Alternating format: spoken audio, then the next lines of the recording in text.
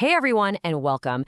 Today we're diving into a massively important explainer, one that sits right at the intersection of cutting-edge technology and our global democratic processes.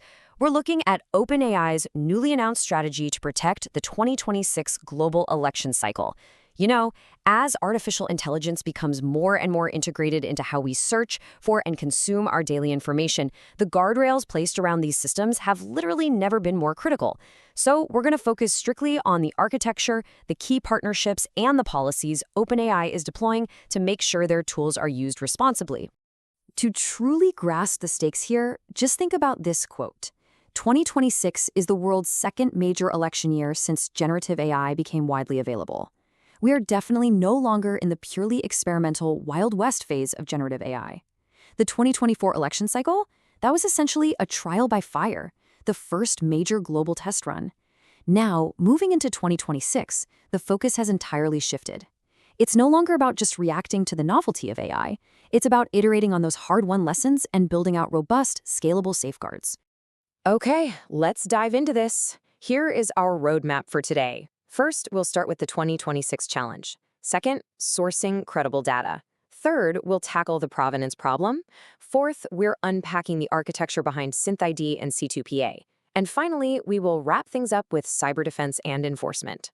Starting with Section 1, the 2026 challenge, building on the lessons of 2024. So OpenAI isn't doing some frantic, ground-up redesign here. Instead, they're building on calculated iterations from the systems they tested back in 2024. They've essentially structured their 2026 rollout around 4 core pillars. First, surfacing reliable information directly in ChatGPT. Second, enhancing transparency for AI-generated content. Third, bolstering cyber defenses for actual voting systems. And fourth, strictly enforcing policies against election interference.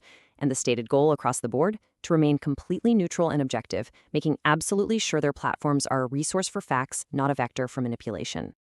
Let's move to our second section to see how this builds out in practice. Section 2, sourcing credible data, otherwise known as the bounded problem. So how do you actually solve a bounded problem, like factual lookup? Well, by integrating with massive trusted partner organizations. This stops the AI from hallucinating outdated information. First up, there's the Associated Press. Starting this fall in the US and Brazil, if you ask ChatGPT for election results, it's not going to just generate some random web summary, it will pipe in live vote counts directly from the AP. Second, Democracy Works, which is the group behind the TurboVote platform. If you ask about voter logistics, registration deadlines or where your polling location actually is, ChatGPT routes you straight to their structured data. It's a really brilliant integration that ensures users get authoritative, jurisdiction-correct answers every single time. That brings us to Section 3, the provenance problem, and the massive challenge of tracking contextless content. Now, what's really interesting about this slide is how it perfectly contrasts two completely different realities. On the left, we have the bounded problem, data lookups. This is clean, it's contained, and as we just saw, it's solvable with partners like the AP and Democracy Works. But on the right, we hit the hard problem, contextless content. Just imagine an incredibly realistic AI-generated image of a fake political rally. Once somebody downloads that and shares it on a private messaging app, all of its original context is completely stripped away. How does a voter actually know it's not real? Well, that right there is the multi-billion-dollar question for 2026. To solve that hard problem, we enter Section 4, SynthID and C2PA, the technical architecture. First up is SynthID. Basically, think of this as a digital watermark that embeds an imperceptible signal directly into the pixels of an image. If you generate an image using ChatGPT, Codex, or the OpenAI API, it's going to have this invisible stamp. And what makes SynthID so special is that it survives common image edits. We're talking cropping, resizing, color changes. The signal travels with the image. Now, we do have to note its limitations, right? It does not apply retroactively to older images, and obviously it doesn't apply to anything made with third-party tools outside the OpenAI ecosystem. But for anything generated within their walls, that watermark is locked in. Next, we have the C2PA standard. And this brilliantly illustrates the whole concept of a digital chain of custody. C2PA is an open standard that attaches a verifiable metadata manifest to a media file. Think of it kind of like a highly secure digital shipping label or receipt. It describes exactly where the file came from and literally every modification made to it along the way. And because it's an open standard, newsrooms, fact-checkers, and major social media platforms can programmatically read this manifest. If an image has a C2PA tag stating it was created by AI, a social platform can just automatically flag it for their users. It's a huge step forward. But OpenAI isn't just leaving verification up to the giant tech platforms. They are introducing a public verification tool. This is a brand new interface designed for the everyday voter. If you come across a really suspicious image online, you will be able to upload it to this tool and independently check if it originated from OpenAI's systems. It essentially puts the power of provenance directly into the hands of the public, which is absolutely crucial. Let's move into our final agenda item, Section 5, Cyber Defense and Enforcement, covering those behind-the-scenes protections. Because behind the scenes, OpenAI is investing heavily in cyber infrastructure. While partnerships and watermarks are super visible to us, there is an entire ecosystem of invisible protections running in the background.